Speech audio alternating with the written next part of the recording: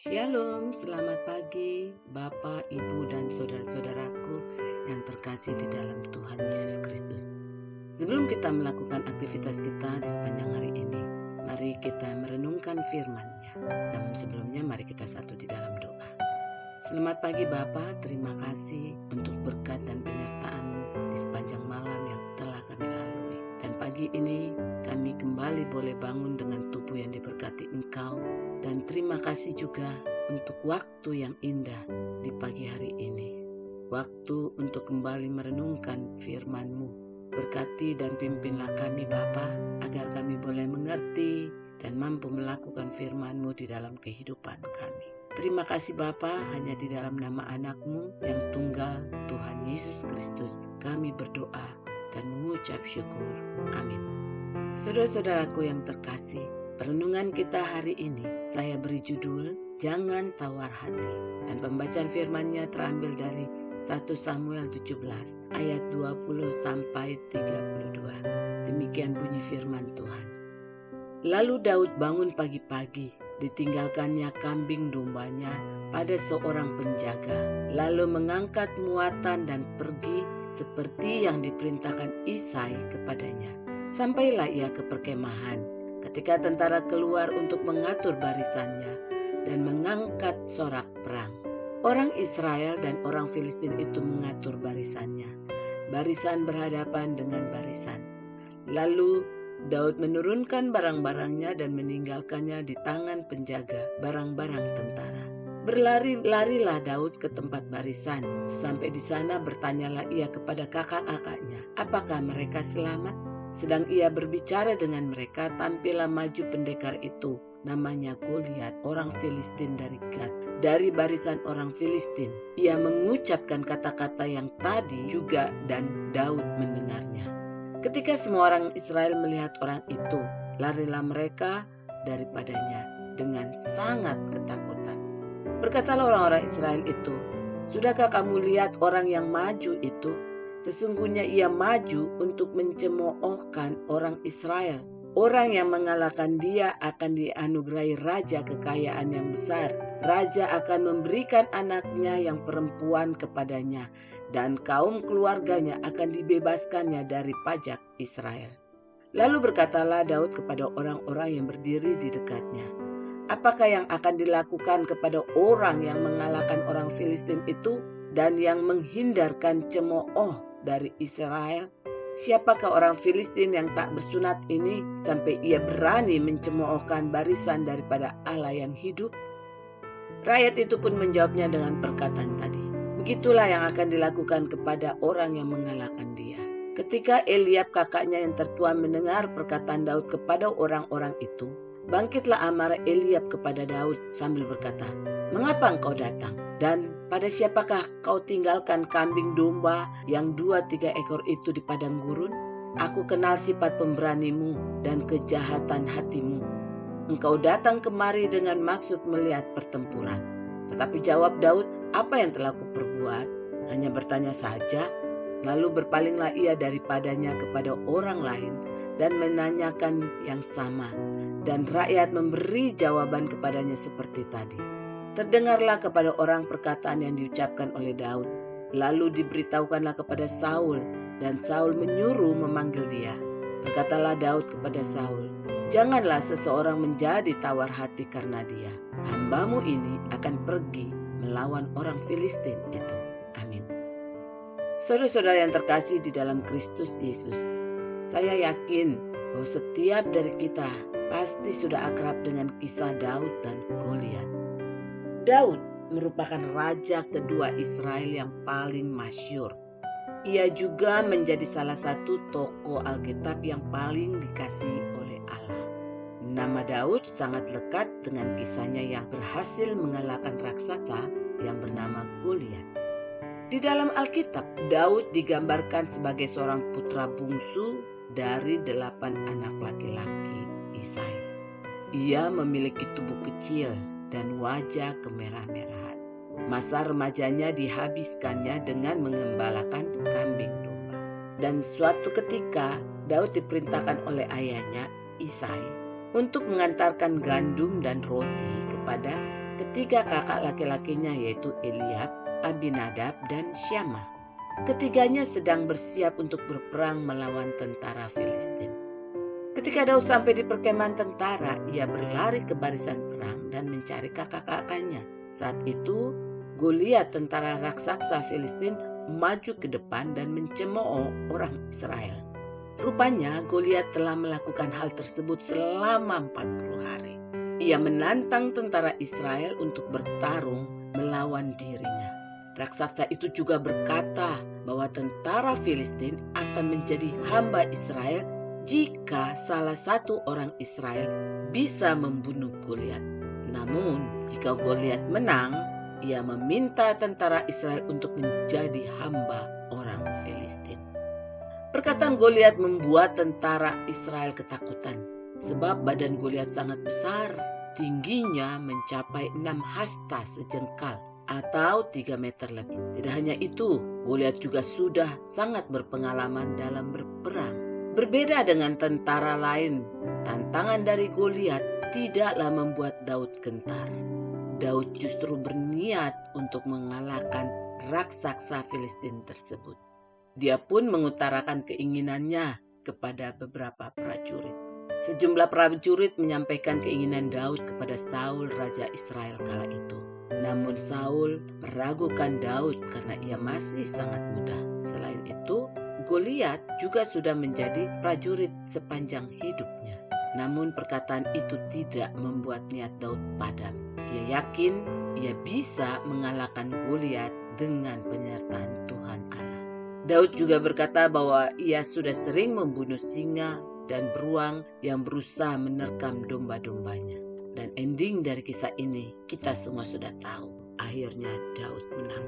Daud mampu mengalahkan Goliat yang besar itu. Bukan karena Daud hebat, tapi karena Tuhan Allah telah menyertai dia. Jadi dari kisah ini dengan jelas tergambar bahwa penyertaan Tuhan Yesus yang sungguh luar biasa untuk umatnya. Walau tampaknya mustahil di mata manusia, tapi akhirnya Daud berhasil mengalahkan raksasa Goliat karena penyertaan Tuhan. Nah, saudara-saudaraku, kisah Daud yang bertubuh kecil maju berperang dan berhasil mengalahkan Goliat yang bertubuh raksasa. Namun sesungguhnya, saudara-saudara, Goliat itu bukanlah satu-satunya raksasa yang harus dihadapi oleh Daud di dalam hidupnya. Karena Daud juga menghadapi raksasa yang dinamakan kebenciannya Raja Saul. Dan juga Daud pernah menghadapi raksasa yang dinamakan hawa nafsu akan Batsheba. Dan Daud juga pernah menghadapi raksasa yang dinamakan pemberontakan bangsa Israel. Jadi Daud menghadapi ratusan bahkan ribuan raksasa-raksasa di dalam hidupnya. Sama seperti kita. Kadang-kadang Daud menang, tapi kadang-kadang juga Daud kalah. Tetapi ada satu hal yang tidak pernah terjadi pada diri Daud, yaitu menyerah. Daud mungkin pernah dipukul, jatuh oleh raksasa di dalam hidupnya. Tetapi dia tidak pernah menolak untuk berdiri kembali. Daud mengajarkan kepada kita untuk tidak fokus kepada raksasa yang berada di hadapan kita, tetapi untuk lebih fokus kepada Tuhan yang berada bersama kita. Karena kemungkinan kita menang tidaklah ditentukan oleh siapa raksasa yang melawan kita, melainkan oleh siapa Tuhan yang bersama kita. Daud maju berperang melawan Goliat bukan karena dia yakin Goliat tidak cukup kuat untuk mengalahkannya, melainkan karena dia yakin Tuhan Allah yang ada padanya jauh lebih kuat dan mampu mengalahkan Goliat. Namun saudara-saudaraku yang terkasih, musuh yang kita hadapi di masa ini mungkin bukanlah manusia secara fisik seperti raksasa Goliat, tetapi musuh dan lawan kita bisa berasal dari beragam hal, mulai dari masalah keluarga, hubungan, keuangan, kesehatan, dan sebagainya. Peperangan kita bukanlah melawan manusia lagi, tetapi perbuatan si jahat atau iblis yang senantiasa mengganggu dan ingin menghancurkan kehidupan kita. Seperti dikatakan dalam Efesus 6 ayat 12. Karena perjuangan kita bukanlah melawan darah dan daging, tetapi melawan pemerintah-pemerintah, melawan penguasa-penguasa, melawan penghulu-penghulu dunia yang gelap ini, melawan roh-roh jahat di udara. Oleh karena itu, saudara-saudaraku, kita memerlukan perlengkapan yang tepat untuk berperang melawan segala perbuatan dan tipu muslihat si iblis. Karena berbagai cara akan digunakan si iblis untuk menghancurkan kehidupan kita. Baik itu melalui masalah di dalam hubungan orang tua dan anak, masalah dalam hubungan rumah tangga antara suami istri, masalah keuangan, masalah dengan atasan, bawahan maupun rekan sekantor, dan juga masalah kesehatan, dan masih banyak lagi masalah yang akan datang di dalam kehidupan kita. Hari ini, setiap dari kita mungkin sedang menghadapi raksasa-raksasa yang berbeda. Mungkin ada yang sedang menghadapi raksasa yang dinamakan penyakit. Mungkin ada yang sedang menghadapi raksasa yang dinamakan kehilangan anggota keluarga. Atau mungkin ada yang sedang menghadapi raksasa yang dinamakan kegagalan. Tetapi ingatlah, janganlah menyerah melawan raksasamu. Lakukanlah apa yang dilakukan Daud. Jadi apapun masalahnya, Wahyu 12 ayat 11 mengingatkan kita bahwa satu-satunya cara untuk mengalahkan musuh adalah dengan menggunakan senjata iman kita, yaitu kuasa darah anak domba yang telah mati dan bangkit dari maut, dan oleh perkataan kesaksian.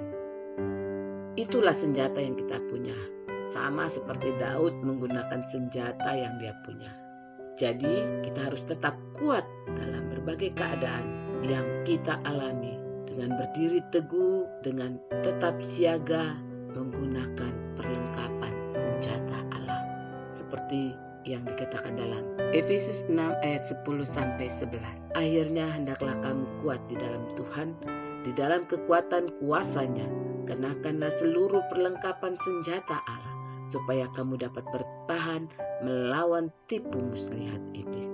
Karena itu, saudara-saudaraku, janganlah tawar hati, tetapi beranilah melawan musuh dengan mengandalkan Tuhan agar kita beroleh kemenangan.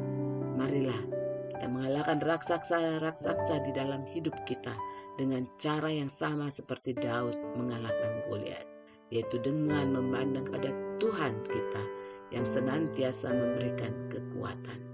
Yesaya 41 ayat 10 katakan, janganlah takut sebab aku menyertai engkau, janganlah bimbang sebab aku ini Allahmu. Aku akan meneguhkan, bahkan akan menolong engkau. Aku akan memegang engkau dengan tangan kananku yang membawa kemenangan. Amin. Demikianlah perenungan kita hari ini, kiranya dapat menjadi rema bagi kita semua. Dan Tuhan Yesus Kristus senantiasa menyertai dan memberkati kita semua sepanjang hari ini. Mari kita satu dalam doa. Tuhan Yesus, Allah Bapa kami yang baik, dikuduskanlah namamu. Tuhan, Engkau yang tahu bahwa saat ini seluruh dunia tengah menghadapi masa-masa kesesakan, penuh ketakutan dan ketidakpastian. Hari-hari yang kami hadapi pun terasa semakin berat ya Tuhan. Tetapi kami tahu bahwa Engkau adalah Allah yang baik, yang tidak pernah merancangkan kecelakaan dalam hidup kami, tetapi selalu memberikan rancangan hari depan yang penuh pengharapan. Karena itu Tuhan, tolonglah kami, berikanlah kami kekuatan untuk dapat melewati masa-masa ini, dan mampukan kami untuk menghadapi raksasa-raksasa di dalam hidup kami. Semoga apapun yang hadir dalam hidup kami dapat terus setia kepadamu, terus mengasihi dan melayani Engkau. Bapa kami yang bertakhta dalam kerajaan surga, bagimulah kehormatan dan kemuliaan, dahulu, sekarang, sampai selama-lamanya. Hanya di dalam nama Tuhan Yesus Kristus kami berdoa dan mengucap syukur. Amin. Selamat pagi, selamat beraktivitas. Tuhan Yesus Kristus memberkati. Salam sehat selalu. Amin.